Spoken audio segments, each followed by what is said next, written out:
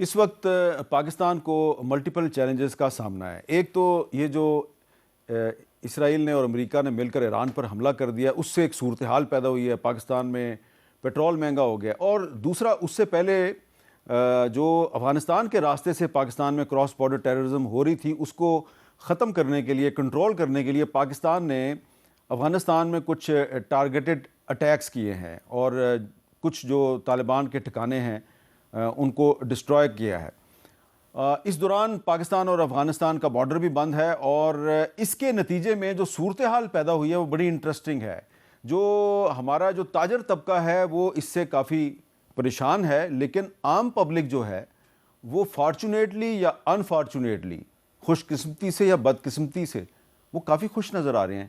تو یہ کیا صورتحال ہے، ذرا ایک چھوٹی سی رپورٹ میں دیکھیے. افغانستان کی جانب سے دہشت گردانہ کارروائیاں باہمی تجارت کی تباہی کا سبب بننے لگی ہیں. دو طرفہ بارڈر بند ہونے سے یومیہ کروڑوں روپے کی تجارت معطل ہو چکی ہے، جبکہ سینکڑوں مال بردار گاڑیاں سرحد پر پھنس جانے کے باعث تاجر اور ٹرانسپورٹرز شدید مالی بحران کا شکار ہیں. $2 ارب کا ٹریڈ تھی ہماری افغانستان کے ساتھ. بہت سارے لوگ ہیں، ہمارے منڈیاں اس وقت بند ہیں. آلو، آپ پیاز دیکھیں ڈھیر لگے ہیں.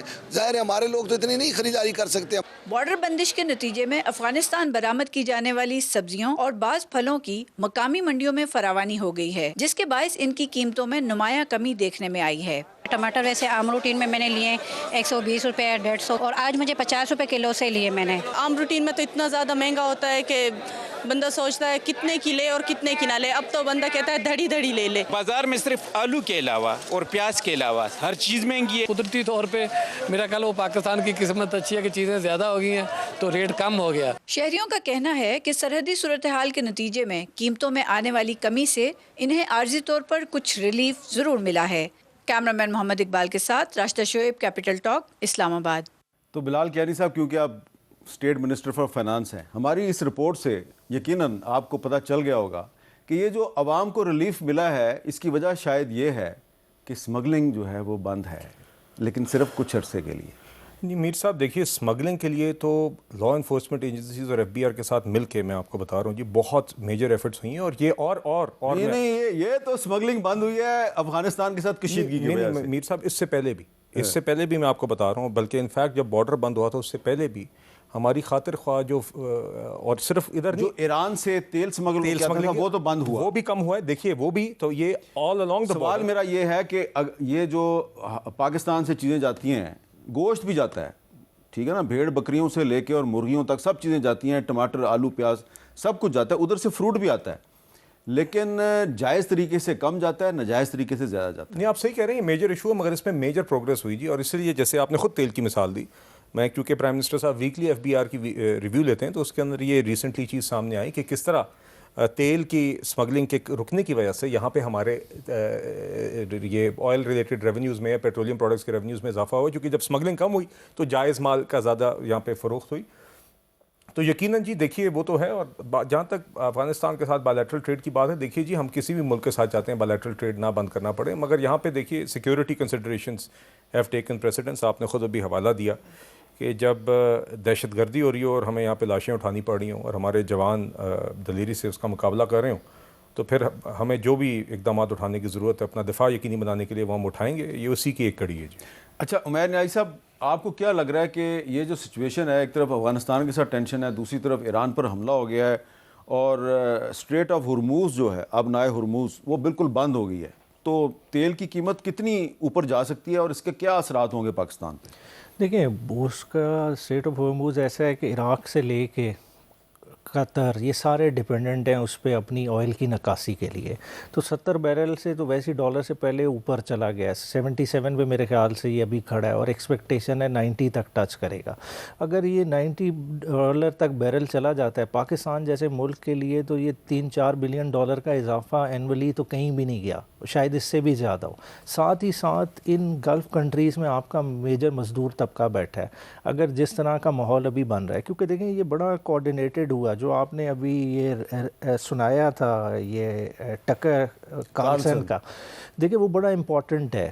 ہمیں آپس میں لڑایا جا رہا ہے. دیکھیں امریکہ یہ ساری مینجمنٹ اسرائیل کے ارد گرد بھی تو بیٹھ کے کر سکتا تھا، کیوں وہاں جا کے اڈوں سے کارروائیاں کی جا رہی ہیں؟ بظاہر ایک تاثر دینے کا کہ مسلمان دنیا آپس میں لڑ پڑے، اور یہ اگر پورے خطے کو لیتا ہے ظاہری بات ہے پھر ریمیٹنسز کو بھی فرق پڑے گا. اگر ریمیٹنسز کو فرق پڑتا ہے تو پاکستان کا یہ $6-7 بلین کا اینولی ڈیفیسٹ بن جاتا ہے. تو اگر اس ڈیفیسٹ کو مینیج کرنا ہے تو کیا ہم کر سکتے ہیں؟ ہمیں بہت سارا کچھ آؤٹ آف دا باکس سوچنا پڑے گا. میرا نہیں خیال کہ ہم ابھی اس لڑائی کے علاوہ کسی چیز پہ سوچ رہے ہیں. ہمیں بہت تیزی سے ان معاملات پہ بھی سوچنا پڑے گا، کیونکہ ابھی تو ہم چلیں خوش ہو رہے ہیں کہ جی بارڈر بند ہو گیا، کسان کا کنو نہیں بک رہا، آلو نہیں بک رہا، سستا مل گیا. مگر بات یہ ہے کہ ان پٹ کاسٹ تو نہیں کم ہو رہی. کسان کی ان پٹ پہ کس نے فوری توجہ دینی ہے؟ اس کو کھاد کس نے سستی دینی ہے تاکہ اوور آل اگر تیل بڑھا ہے تو باقی چیزیں نیچے آئیں؟ ورنہ at the end of the day میرے خیال سے اس منتھ کے اینڈ پہ اگر آپ انفلیشن کیلکولیٹ کریں گے وہ پچھلے مہینوں سے کہیں زیادہ ہوگی، وہ میرے خیال سے ڈبل ڈیجٹ میں چلی جائے گی. جی ڈاکٹر نفیسہ شاہ صاحبہ، آپ کی کیا تجویز ہے کہ یہ جو سچویشن پیدا ہو رہی ہے، تیل اگر مزید مہنگا ہوتا ہے اس کا اثر ہر چیز پہ پڑے گا، تو اس کو حکومت کیسے ٹیکل کرے؟ خوشناک بات ہے کہ ہمارے آل بارڈرز پاکستان کے ماں سوا جو چین کا سیکشن ہے وہاں پر حالات ایسے ہیں کہ کہیں آپ کو بارڈر خود بند کرنا پڑ رہا ہے، کہیں آپ کی کشیدگی ہے، انڈیا کے ساتھ ٹینشن ہے، ایران کے ساتھ بارڈر بند ہے اور افغانستان کے ساتھ. اور یہ آئیڈیل سچویشن نہیں ہے کسی بھی ملک کے لیے. میں سمجھتی ہوں لانگ ٹرم میں اکنامک لاسز ہیوج ہوں گے، اور کہیں نہ کہیں افغانستان کا میٹر آئی انڈرسٹینڈ کہ ایک وہاں پر ایسی سیکیورٹی سچویشن ہے کہ پاکستان کو ایکشن لینا پڑ رہا ہے، لیکن اس کے ساتھ ساتھ بہت کوشش کرنی چاہیے حکومت کو کہ جتنا ہو سکے نارملائز کرے چیزوں کو اکراس دا بارڈرز. آلسو کہیں نہ کہیں نارملائز کرنی ہوگی، اور ایک انٹرنل وار روم بھی یہ بنا لیں کہ اگر یہ لمبی چلتی ہے جنگ، جو ایک تھیوری ہے کہ یہ لانگ وار کی تیاری ہو رہی ہے ایران میں، اگر وہ لمبی چل رہی ہے تو پاکستان یقیناً جو اسٹریٹ آف ہرمیوز پاکستان کا بھی یہی جو GCC کنٹریز ہیں وہ جو تیل بھیجتی ہیں اسی روٹ سے بھیجتی ہیں. میں سمجھتی ہوں کہ 30-40% تو یہیں سے آتا ہوگا، بھارت کا بھی یہیں سے آتا ہے، چین تو پورا خطہ متاثر ہوگا.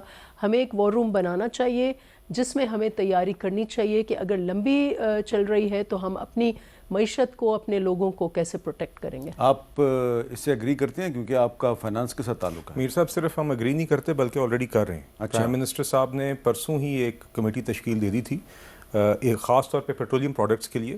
اس کی روزانہ کی سٹاک اور قیمتوں کی آگے اور اویلیبلٹی کی پلاننگ کرنے کے لیے، کنٹینجنسی پلاننگ کرنے کے لیے خطے کی صورتحال کو دیکھتے ہوئے اس کا میں خود بھی رکن ہوں جی. اس کی صدارت فائنانس منسٹر کر رہے ہیں، اس میں پیٹرولیم منسٹر بھی ہیں اور پاور منسٹر بھی، اور پھر دیگر آل جو ہمارے حکومتی افسران ہیں. تو روزانہ کی اس کی میٹنگ ہو رہی ہے، کل بھی ہوئی تھی، آج بھی ہوئی تھی، اور ہم نے باقاعدہ اپنے سارے جو پیٹرولیم پروڈکٹس ہیں، فیولز ہیں، سب کا جائزہ لیا اسٹاکس کا، جس میں petrol, diesel, LPG، crude oil, LNG سب شامل ہیں.